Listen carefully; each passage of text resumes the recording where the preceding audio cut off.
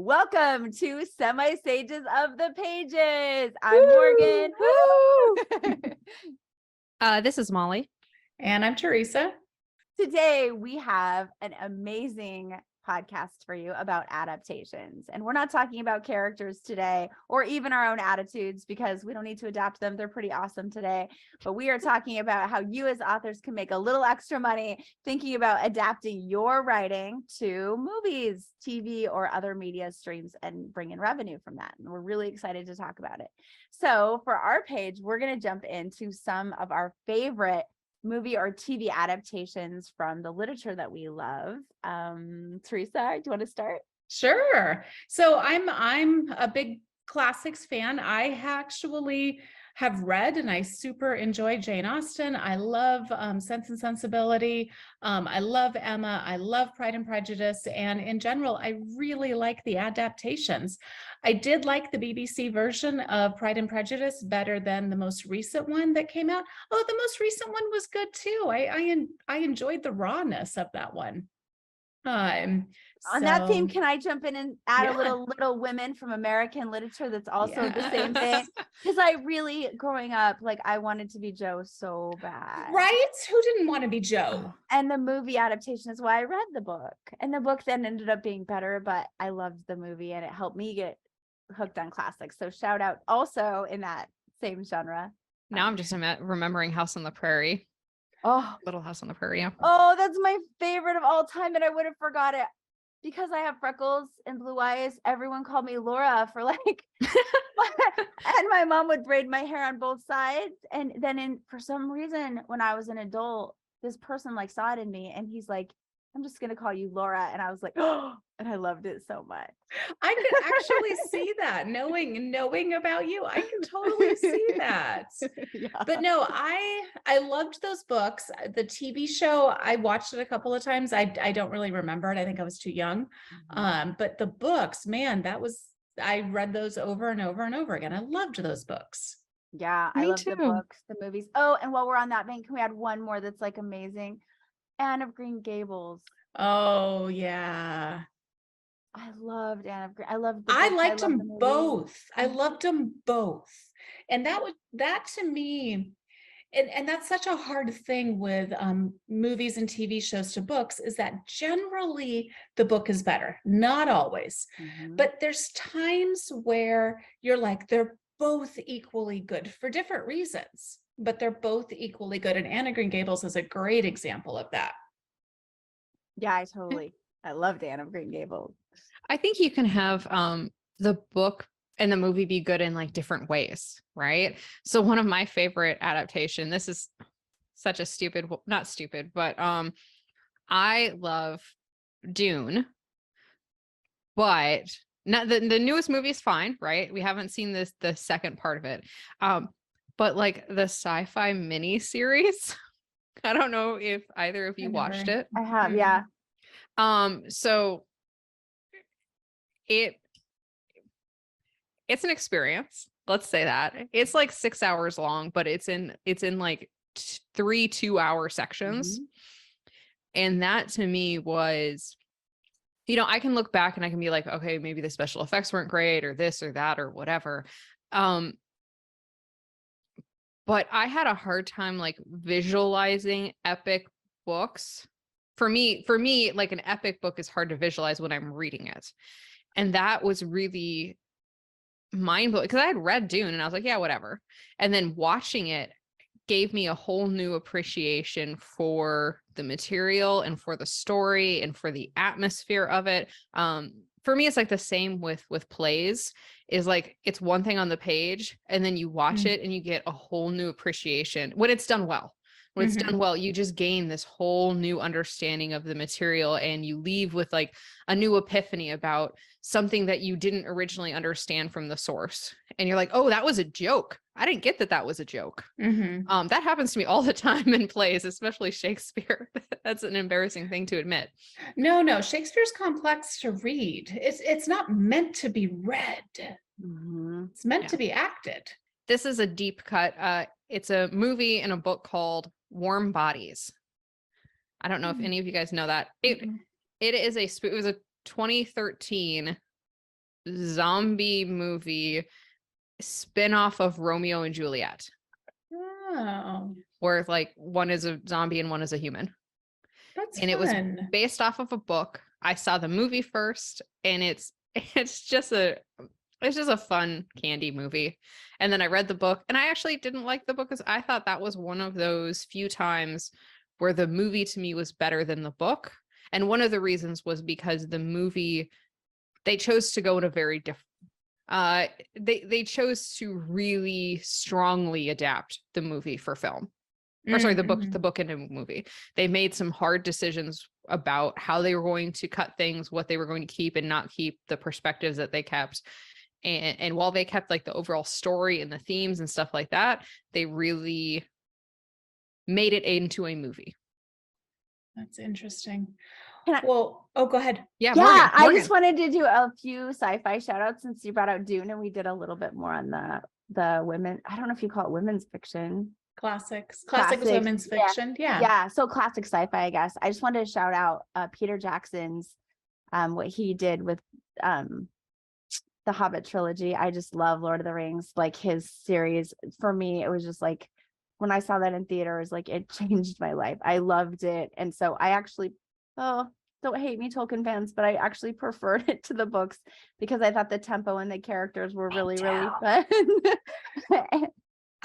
Yeah, no, I liked the Lord of the Rings movies better than the books. Yeah, the Peter because Jackson.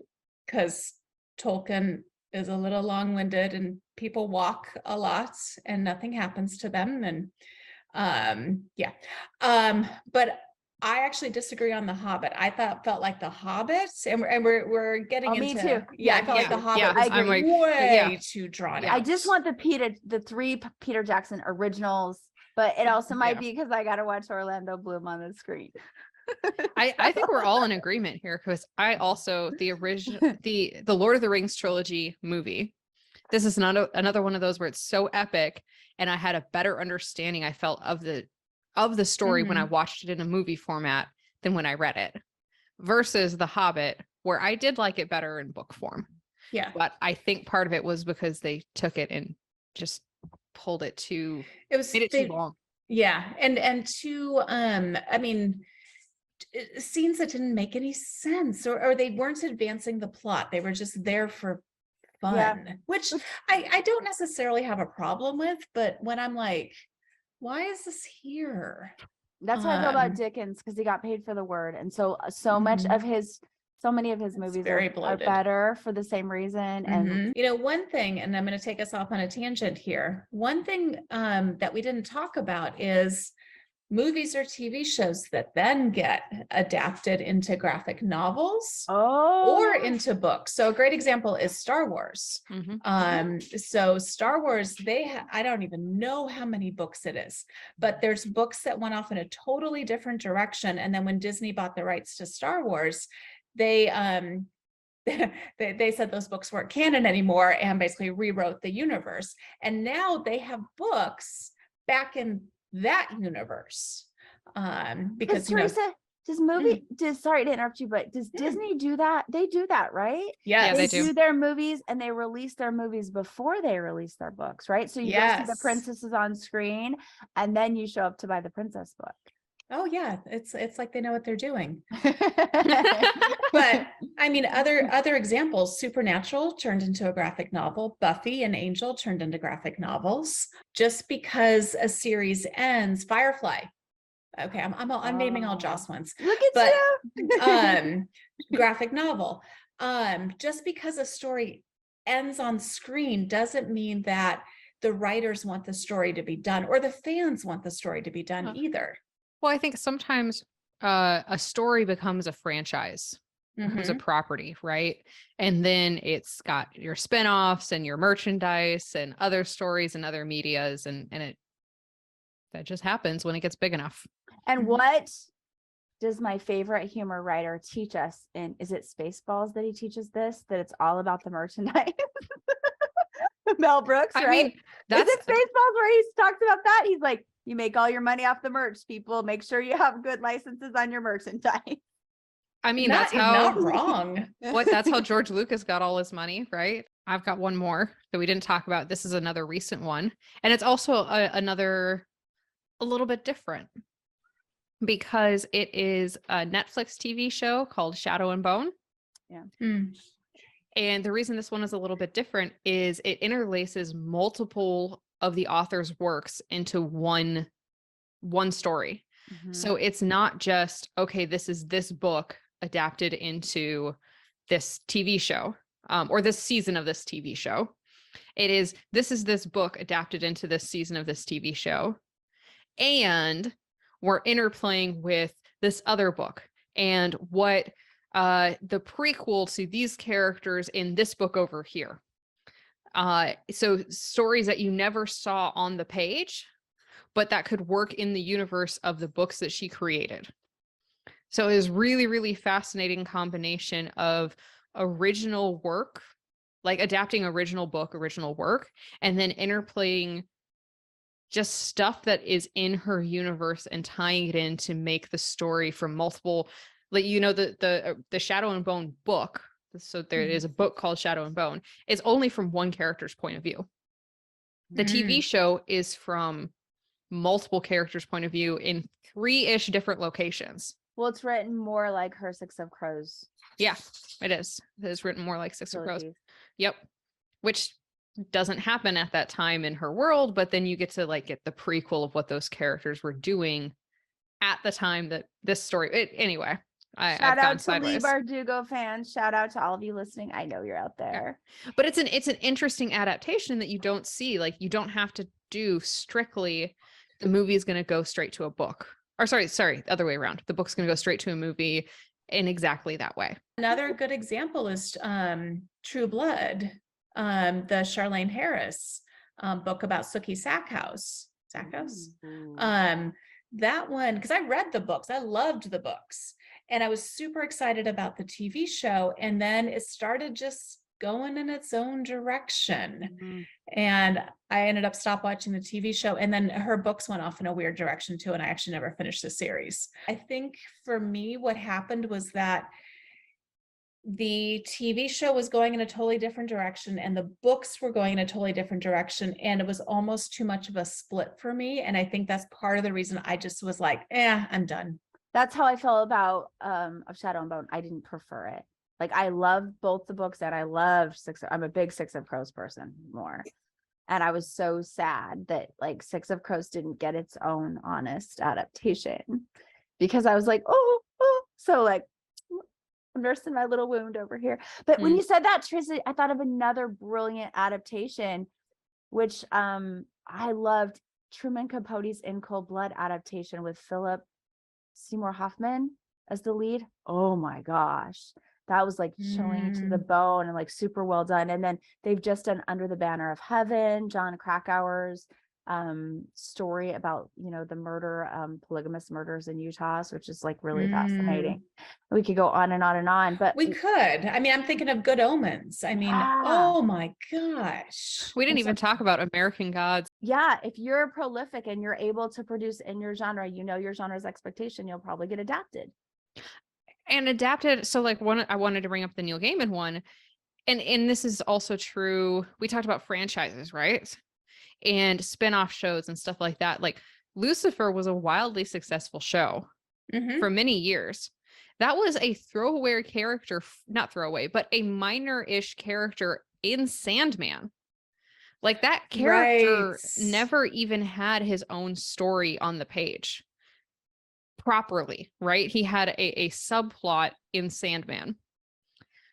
And then they decided, all right, well, what if we took that subplot, we said, okay, this is the character, this has happened to him, and now we explore that character's story in television. So the stuff that happened to him in television was never on the page. His backstory was on the page, but then that got adapted into a TV. So if we talk about like, okay, what can you adapt and stuff like that, it gets fascinating about, you know, you can adapt stuff and it's based on a character from Neil Gaiman, but it's not even, it's after that, it's all up. Yeah. You pay Neil Gaiman some money and say, you know, this is Lucifer from Sandman trying to get those viewers and be like, oh, I kind of like that character. I wonder where they're going to take this. And then you pile on all the characters that don't, or all the fans that don't know Sandman. Maybe some of them go off to the source material, but maybe a lot of them just like Lucifer. Mhm. And it was, go Can ahead. we turn the page right there and Yes. keep this going? Because I think this is like the perfect segue into turning the page to industry. We're talking about Gaiman, we're talking about Sandman and these big, big authors, and we're listing off, you know, authors who are very prolific. I was thinking of Pelican Brief and The Firm and, you know, Grisham and Crichton. Yeah. And I was like, oh my gosh. Mm. And then I realized, back to what we were saying with money, the bigger the author, the more they can demand with their adaptation. So to our author audience, they're probably not making, we know Stephen King didn't with Carrie, making nearly as much on that as he will on The Stand later, right? So how about Gaiman? What do we know about like the Sandman?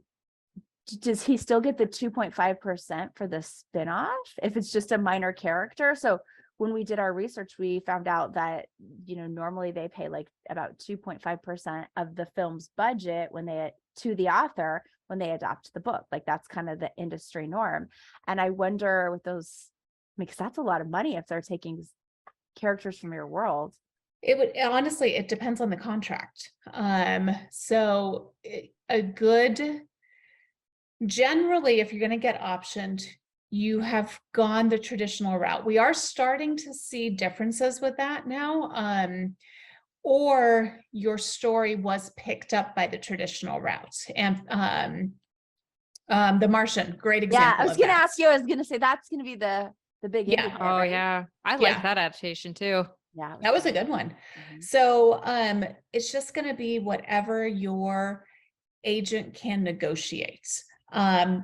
And some of it just depends on where people's careers are. Mhm. Neil Gaiman has gradually built. He has had the Sandman optioned numerous times, and he has fought for years. He fought against adaptations of it because he wanted control of that story. He wanted it to be what it was. He didn't want people to go in and change the characters around, change the stories around without his permission. Go ahead. And I think I want to hit on a point you already said, which is Neil Gaiman is not an overnight success. No. He's not just prolific in TV and film because he recently wrote a lot of books. Like Sandman was originally published in 1989. Mm-hmm. And it took what, 32 years, 32, 33 years for it to finally get made. So it's not like this stuff happens overnight. It's not like Neil Gaiman has a huge prolific body of work to take from too. Well, and I think because Stephen King is pretty vocal. He always has been really vocal. He's great, yeah, with that. And he has been very honest about how much he hated the first adaptation of The Shining. Yep. He hated it. He was furious about it. And I think, and going forward, he retained a ton more control of his stories. And I think a lot of authors were like, wait, we can do that. I get control of my story. And then there's other authors that are like, no, it's fine. Go off, do your own thing. Have fun with it. I just, some of them might just be like, I just want the paycheck. So it just kind of depends on what the author wants. We're on Jurassic World 10, Jurassic World 100, whatever. Like, right? Is he still involved at all at this point? I don't know. I never hear anything about him since the first one. Like, if he's getting commissions or anything. And they dummied down the first one. I remember, oh gosh, I don't even know how old was I? 12, 13, something like that. When Jurassic Park came out, and I'd read the book just like everybody else had. And I remember Dr. Ian Malcolm, seeing him on the big screen and being like, no, ew. Because that was a very different character in the movie, and it was very shocking for me at 12 or 13. Kind of confusing too, I'll be honest. So very, it's that first like, wait, movies and books are really freaking different from each other. Yeah. Yeah. And I think it's also worth pointing out that sometimes you as an author might not be able to walk away. Let me reword that. So if you can or cannot retain control, right? Or if you think it's fine, you sell the rights, you sell the adaptation, and then something goes sideways, you can't necessarily your power might be gone depending on the contract you Depending negotiated. on the contract that you signed. Yes. I feel like that happened to Rick Riordan with Percy Jackson. Yeah. I The think one- that it's Go so ahead. sad. It could have been like the level of, I mean, that book is as good as Harry Potter. Though that Mhm. series is an amazing series. And they picked, the cast. I was so excited for that. I was like, oh my gosh, Percy Jackson. I just loved it. I was so excited. And I just remember coming out like, no, like really? Just like depleted. Yeah. The other one I thought of is Animorphs. Over the years, might get adapted, got adapted television show, might get adapted to a movie, doesn't get adapted to a movie. The latest one is they're going to adapt it to a movie again. But the original authors, Catherine Applegate and her husband Michael Grant, decided to step away. They said we can't be part of this anymore. We have creative differences here that can't be resolved. We're not going to be a part of this project. So their source material is still slated to be adapted by Scholastic, but they're no longer involved. Yeah. And that may be again how the contract was negotiated, where they can step away, but the rights are gone. They have no choice whatsoever about whether or not their source material gets used. So let's, do you guys want to talk about options? Mhm. Yeah. Okay. I love that. So an option means that a studio has said, I am interested in producing this, and it can be a short story and or book, novella, whatever it is. And I will give you a sum of money, anywhere from $500 to $50,000 for you not to sign with another studio. That does not mean in any way it's going to get produced. It's going to get produced as a TV show. It's going to get produced as a movie. It could get produced on the Hallmark Channel. It could get, Netflix, Hulu, who knows? All it means is that they are saying, we are interested in possibly adapting this. Go They're ahead. essentially, like you said, they're paying you not to sell it to another person. Right. Which is a trick in the industry. I don't know if trick's the right word, but kind of sort of. When a studio is putting a lot of attention around a series or a story, John Wick is a great example. They may look around and be like, okay, there are similar stories to John Wick, so we're going to option all of those so that another studio doesn't jump in and basically steal our thunder and put out a movie similar to John Wick right before us, or at the exact same time of us, and basically split the audience. So which has happened before. Oh yeah, absolutely it does. And then you have like things like Devil in the White City, where people are still like fighting over options, and for years all of us have been waiting, like, when's it coming? Which, if you don't know, that's about H.H. Holmes, one of the first serial killers in America during the Chicago Fair. It's just like an incredible book, and I think everybody wants it, and everybody I think is fighting over how to do it. Well, I know because Emma Thompson adapted Sense and Sensibility, and it took her years to write that screenplay, which if you read the book is actually tricky. I can totally see why that took her years to adapt. It's not a very linear story, and one of the things that we see with Jane Austen and Louisa May Alcott is that even though we classify them as classics, by modern standards, some of the decisions the characters make were like, yeah. And it kind of makes us wince a little bit. And so a lot of times is when they're adapted, they're either kind of sort of sugarcoating over some of that stuff, or they're making the characters, especially female characters, a little bit more stronger, where they would not have behaved that way. The most recent Pride and Prejudice with Keira Knightley, is her character in the most recent Pride and Prejudice was much stronger, a little bit more kind of spicy than the original Elizabeth Bennet's, who for her time was very spicy too. I did notice recently, and I don't have the article up, so I'm sorry. I do remember this. I remember it was an interview with, I'm 90% sure it was an interview with Matt Damon, who talked about how the movie industry has changed so that it used to be you made your money from movie in two ways. It was not. Which was the release, right? The theatrical release, you got a bunch of money from that. And then you got a bunch of money from your DVD sales. Mm-hmm. And now there's no DVD sales, essentially DVD sales way down. So you have to hit big in the box office. You have to, in order to be a success, you have to like blow out in the box office. And so he was talking about like that influences the types of movies that are made. Mm-hmm. So you see these days, especially in the last, like, say 5 years, so much of the movies and the properties being made are properties we're already familiar with, that there's already audience buy-in, whether it is Star Wars, Marvel, Dune, Avatar coming back, all these types of things. They know that there's already an audience in place.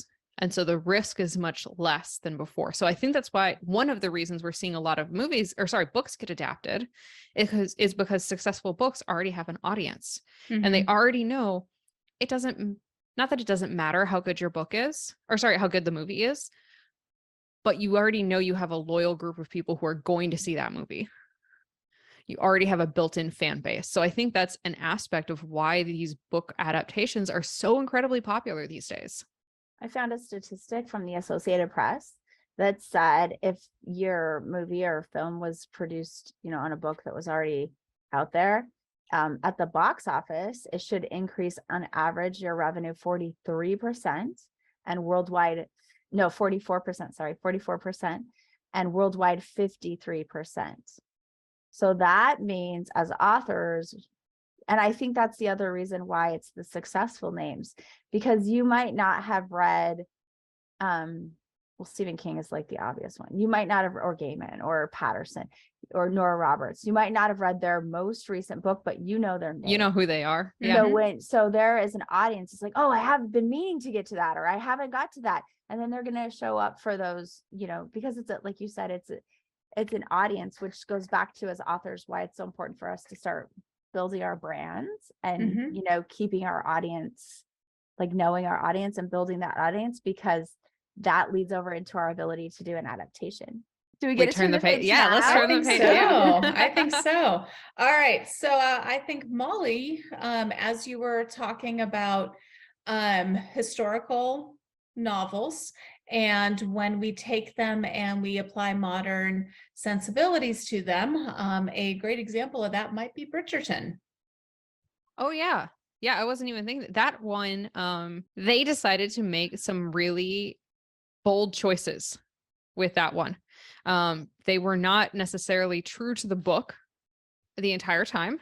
And they certainly decided to say that they were not going to be true to history. Like, you can tell they made, which is okay, right? Well, actually, it was really fun. They just owned this wasn't history. Yeah. I love when they make decisions and they just own it. Yes. Like, if you do it half-hearted, it's kind of like in the mix, but I love that it was like, no, we're not accurate. That's fine. We are what we are. This is what we are. And we're going to embrace fully that aspect. So parts of, when I say like adapting for historical, could be things around gender roles, gender understanding, roles of different people in a household, class understanding, class norms, racial understanding, racial norms, religious understandings and norms, political LGBTQ plus, yep, all of that stuff. wording, how you refer to different people in different ways, and how you treat other people, and just how the norms that society has, at a certain point in time, maybe in a certain place, it was acceptable to hit somebody. It's not really acceptable now. So you always have to plan with who is your modern audience. Yeah. Well, let's look at the Sandman. So 1989.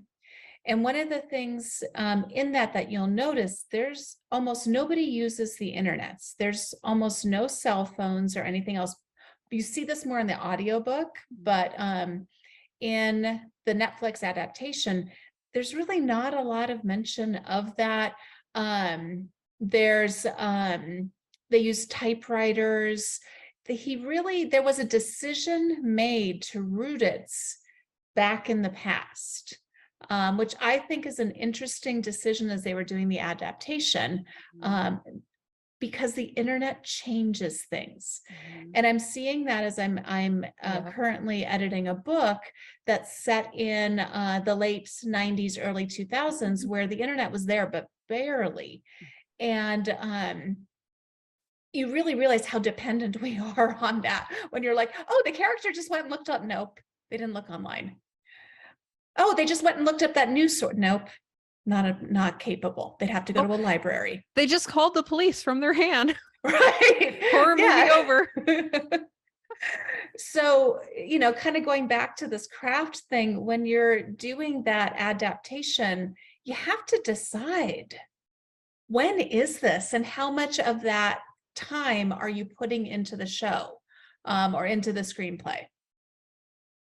And I think it is a decision of the author, because like we see with Stranger Things, they'll take a lot of what Molly's talking about, which is modern sensibilities, and then superimpose them on the characters in the 80s. Great way to say that. And so, however, I am not a person who believes that should be done in all cases. As a historian, I have very serious reservations about us taking our social norms and our ideas and presupposing them upon others. And I think it really harms us in our analysis of the human condition. And I am a person who really believes history will repeat itself.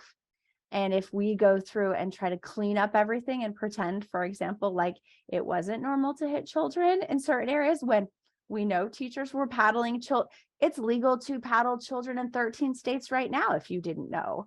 And there are actually, there are states where principals still have paddles. That's a thing. We're in 2023 and that's a thing. There are 13 states where women can be married by the consent of their parents at the age of like 16. I was about to bring up age of consent. Right. Yep. And I think, okay, so people, Hollywood's getting a lot of blowback for taking their values and putting them out there to everybody all the time. And I think as a writer, it's okay to choose either way, but I think it needs to be a deliberate choice. And I think you need to have very clear reasons for why you're doing it. And I am one who is not a huge fan of taking a classic piece of literature and altering it in a way. For example, like there are people who will take classic piece of literature and it'll be set in the South and they'll just like eliminate the racism, so they can tell the story. Oh, I see what you mean. Okay. And that is extremely problematic. It's also extremely problematic if you get rid of gender and sexual discrimination in a time period where people would have been facing that, because it can teach a false narrative about how history was. And I think that false narrative opens us up to oppression again in the future. So I love what Stranger Things did. So I'm a huge fan of the way that it was done. We should be really careful as a culture.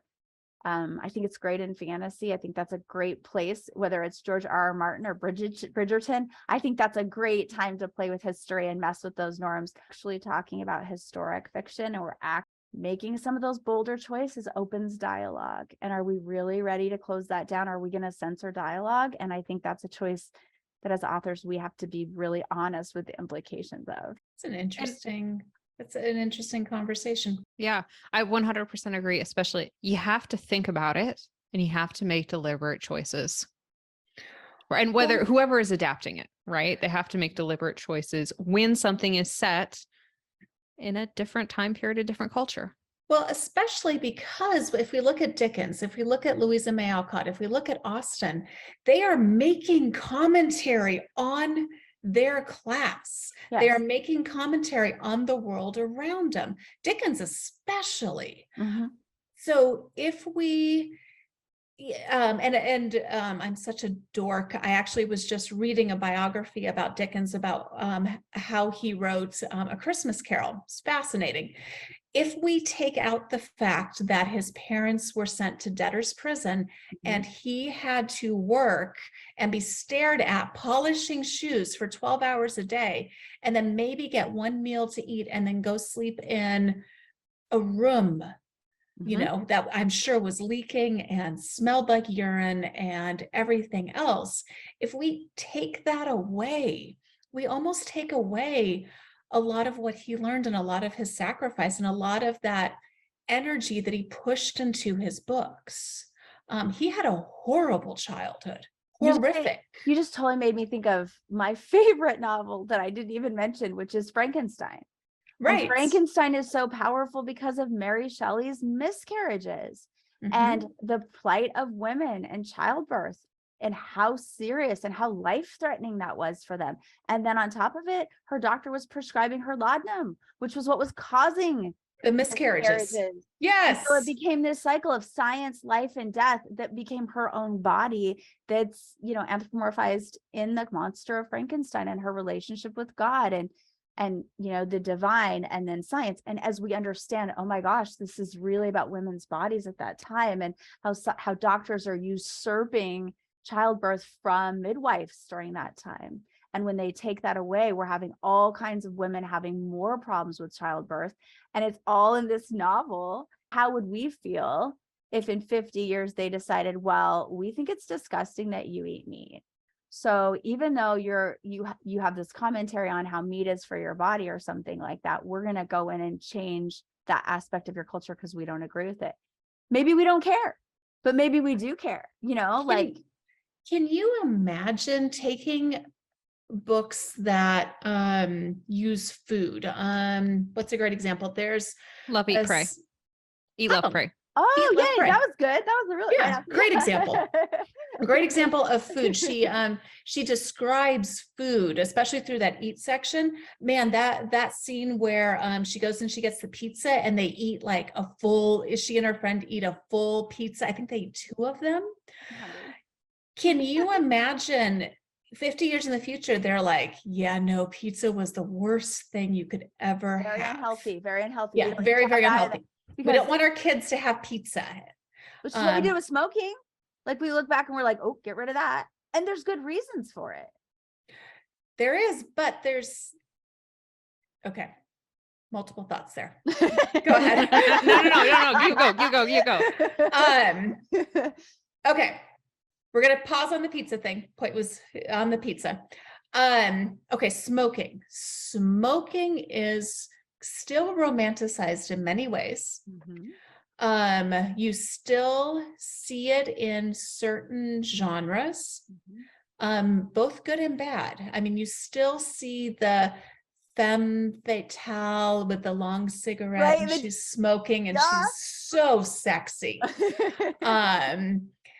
And then you also have, like, you know, the idea, the character that, you know, is lighting up a cigarette, the detective, or even the rough and tumble, like the stressed rugged man, and the cowboys. The cowboys. You stressed rugged man. Yeah. Drug addicts. A lot of times you see them smoking as well. That can be, you know, you see a super skinny person, you know, hands on their knees sitting there smoking. We have a clear idea about maybe who they are. So, but 50 years. She's not talking about in real life. She's talking about characterization. Yeah, you know, characters. Characters. Yeah. Just so you know, we're not. Sorry. But 50 years into the future, they decide no more cigarettes.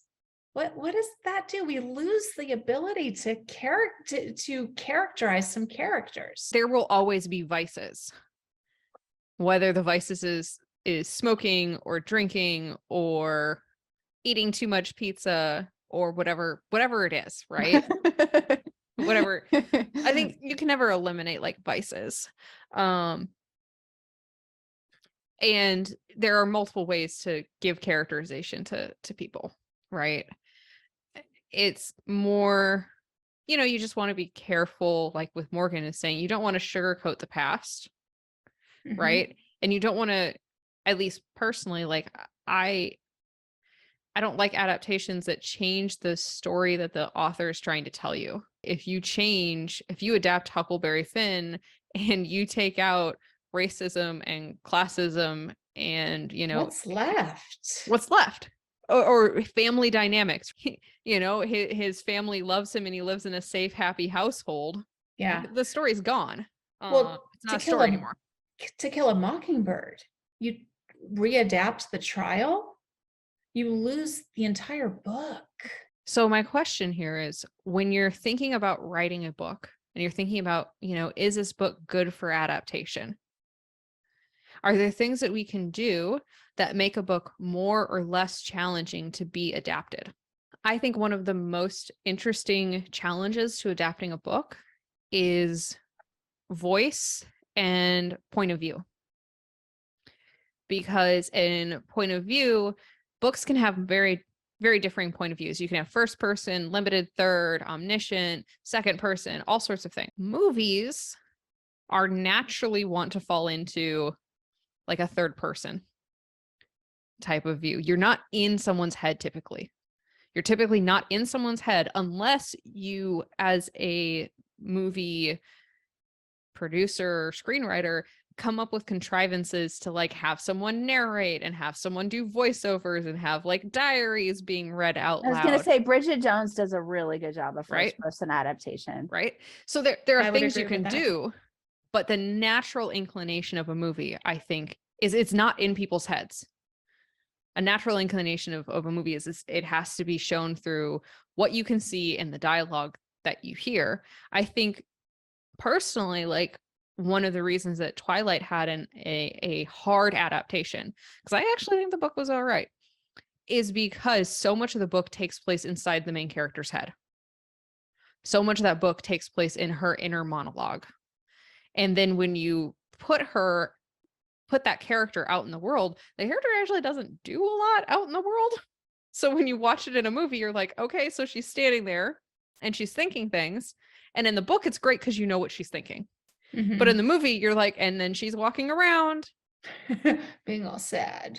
Yeah. And in her head in the book, she has a lot of like quirky thoughts and she's quipping and she's like doing all this stuff, but that's never in dialogue and it's never like out of her head. And she doesn't like actually keep a diary. So it doesn't, the way they made the movie, it doesn't come out. So I thought that was like a really interesting, a hard thing that they had to work with in the adaptation that made it struggle. I think they were really successful with that with Hunger Games, and then an older movie that I think most of the book took place in her head, if I remember right. It's been a while, but Girl Interrupted. Oh, I didn't see the adaptation. It was good. Angelina Jolie. It was like, that's where I fell in really- love. I was like, whoa. That was really, really good.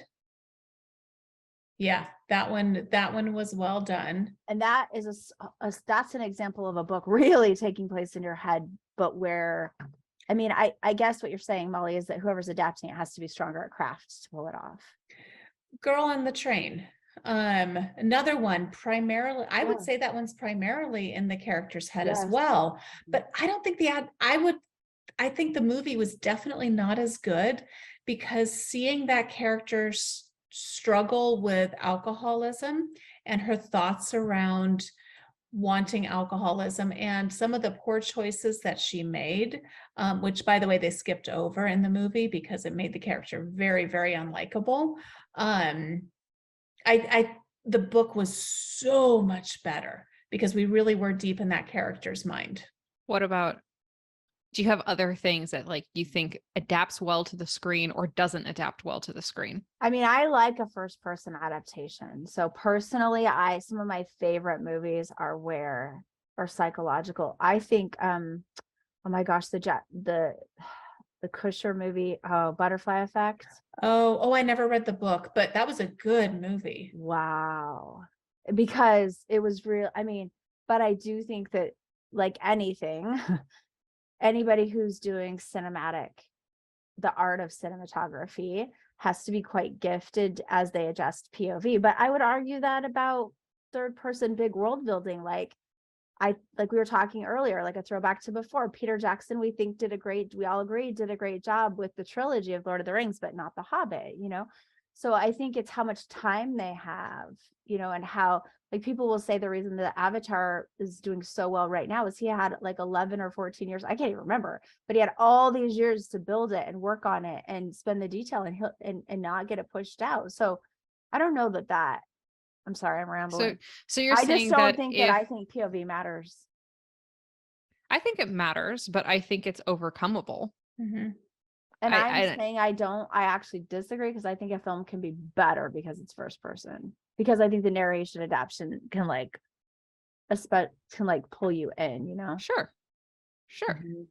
I think you need a clear genre, and I think Yes. you need to stick to your genre expectations. I think that there's absolutely exceptions to that, but they're exceptions. I think you need to have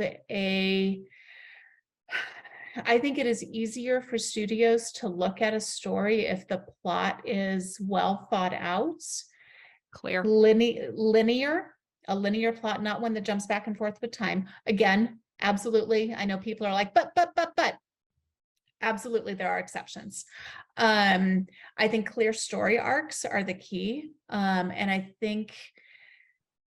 think stories that have clear climaxes with good I was gonna say that. endings that you're like, I'm satisfied with that Satisfying ending. Yeah. Not the endings, and there are books out there that do this so well that you close the book and you're like, I loved it, but I have questions. Yeah, more books like Princess Bride and talk about a great adaptation. Yeah. Because you end I it and you're love like, Princess you Bride. love the book, you love the movie. You're like, yeah, both have that closure feel. Yes. Yeah. And Yes. you're like, I'll do it again. Yeah. Yeah. As soon as you said that, I was like, oh, that's Princess Bride. I think you're right. Like, books that are clear. Mm-hmm. And not that you can't adapt books that have depth. I think magical realism is a tricky adaptation. Yes. Yes. Life of I Pi think did so a Life good of Pi job, did well. but Life I of Pi think did it's really still well. tricky. Yeah. But I also think Life of Pi is, for magical realism, fairly straightforward. Mm-hmm. I would agree. I think fantasy in general, honestly, is hard to translate, because fantasy tends to be very, very long, spend a lot of time on world building, on description and everything else.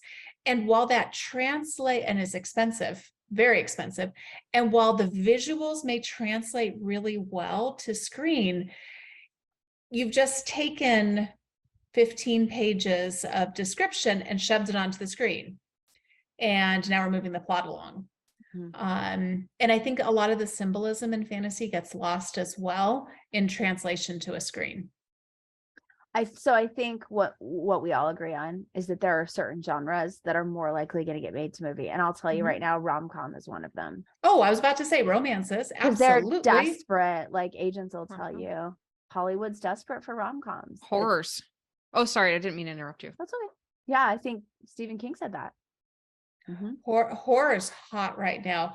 And this is probably for another podcast, but whenever there's a lot of problems in society or the world, that's when horror really starts becoming a very popular genre. And we all know 2023 is sucky. Super great. Oh, I'm having a blast. I will so say, I guess I'm ready to do comedy and romance. I do think cinematically, horror suspense has somewhat of an advantage. I would agree. over a good books. point. Because I think craft wise, it can be hard in a book to put clues in without making things, it's really hard to have like a shadow move past a window and have it be in the background of a book and 20% of people notice it. Whereas in a movie, the shadow moves in the background across a window and 20% of people notice it and go, Yeah. Haunting of Hill House, great example of that. The number, if you watch that one, the number of ghosts in that, in the background is phenomenal. You could not do that in a book. Yeah. You could not. I'm even thinking Princess and the Frog. The villain has this effect where in one of the songs, his shadow on the wallpaper, where his shadow hits, turns into like skulls. And where and the wallpaper where his shadow doesn't hit is like friendly faces or something. You couldn't do that in a book. What were you gonna say, Morgan? I was gonna say, in addition to horror, I really am a strong proponent that sports does better in like screenplay. That you'd probably be better off to write like a sports book, unless it's like middle grade. You know, it's very simple, because I think describing all the action and what's happening in the scenes, having written a book about sports, which I did, I wrote a whole book on chariot racing. When you have 12 chariots in the track and they're all trying to go and you're trying to feature each, it's, you can't get the sounds, you can't get the visceral reactions that you can on the screen when you can like see the animals, you know, and see the sweat glistening on them. And so I think anything with like a lot of movement. So like if you read Maverick, the book, it's not going to be anything close to that, the movie that we just watched, because what was great about that is not necessarily the plot, but it's those, you know, it's when you're sitting in the chair and it feels almost like a ride, you know, because the chair is shaking and you're hitting the knots and you can see Tom Cruise's face, you know, pulled back. And I think, you know, it's an example, I think, of a genre that also, if you had a great idea for that, you might be smarter to go screenplay route than book route. Yeah, some of those big dramatic scenes where it's a lot of action, where it's everything all at once, all around you. There's a lot of things happening, where in a book, it's going to take, it's hard to describe that. And it's hard to focus on, okay, I got to describe the Coliseum and I got to describe the horses and I got to describe there's 12 of them. And then they have all these chariots and the people. And the sounds. And, yeah. And as a writer, you have tricks. You've already described stuff already. Like you've already been in the Coliseum before, so you don't have to re-describe the Coliseum. And you've already know who your writers are, so you don't have to re-describe your writers, or RIDERS, the other writers. Okay, and thank you, because They're I was called like, drivers. what? Drivers. Thank you. Yeah. They don't ride, they drive. Yeah, that's true. I get you, but you don't like. So you hopefully you have some tricks in play that you've already described some stuff in previous places, and then you lean on that, and then you have to like really be careful about what you decide to describe. You're like, all right, I'm not going to talk about XYZ because I just don't have the page space, and if I describe it, I'm going to take down the tension in this epic chariot race, right, or whatever it is. Like you just, that's hard.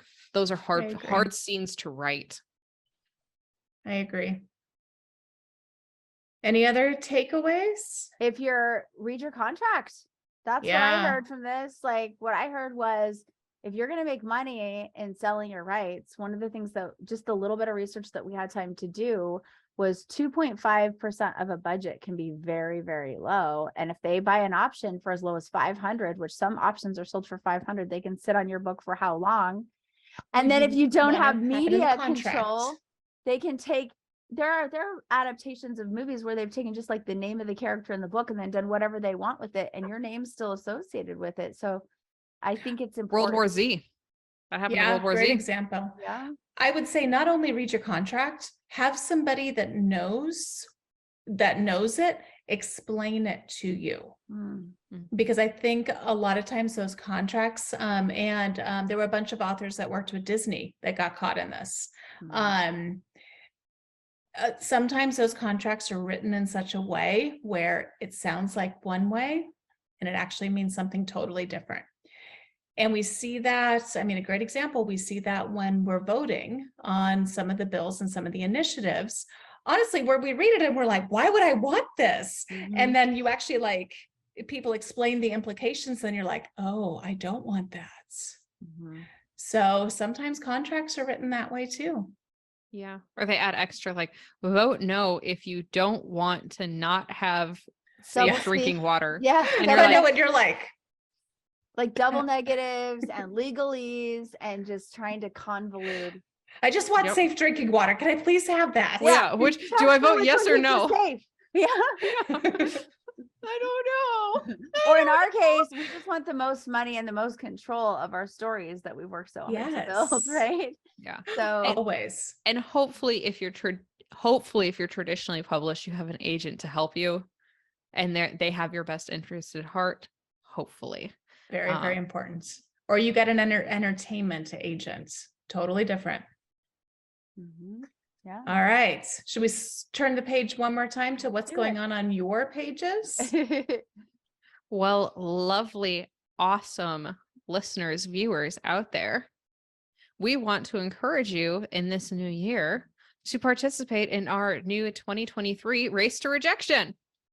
We've already got Woohoo! some people who have already started throwing What? in their rejections. Oh, I'm already know. behind. Now it's supposed to be good this year. Okay, I gotta catch up. I'm ready. I got lucky because I had a rejection come in this year that I had submitted like 6 months ago. So I get to be like, woohoo. That's what we do. Starting We celebrate. Starting off with a bang. Yay! Woo! Lucky rejection for Molly. That's lucky. But come join us. Come celebrate that. Make 2023 your best submission year yet. And if you're sitting there and you're like, man, I don't think I'm ready to submit. I haven't had a lot of feedback on my work. And I'm really just not sure if this first page is working. Is this first page catching my audience? Well, listen, we can help you with that too. We're doing some first page reviews. You can go and submit your first page. We give you critique on it based off the even better if scenario. Mhm. And we do by genres. So go ahead and you can submit on our website, www.semisagesofthepages.com. Go to the tab that says Culture Club and hit the submit button. As always, we're going to request for those 5-star reviews. Give it a thumbs up and please subscribe. We have some extremely ambitious goals. We would like to hit those goals in 2023. And we're part of the way there. We could do a lot better. So please subscribe. Tell your friends about us. If you have any of anything you'd like to hear, just please let us know. Yeah, or want us to talk about any books or adaptations. If this Mhm. sparks any ideas, we would love to hear from you. And you can add a comment down below on our YouTube channel. You can also jump onto our Discord and have a discussion with us if you're trying to work through a problem in your novel or you want somebody to brainstorm with. We'd love to have you there. Thank you so much for listening, and we hope that you are having the best adaptation of your life today, and it just keeps getting better. There it is. Bye, everyone. Bye.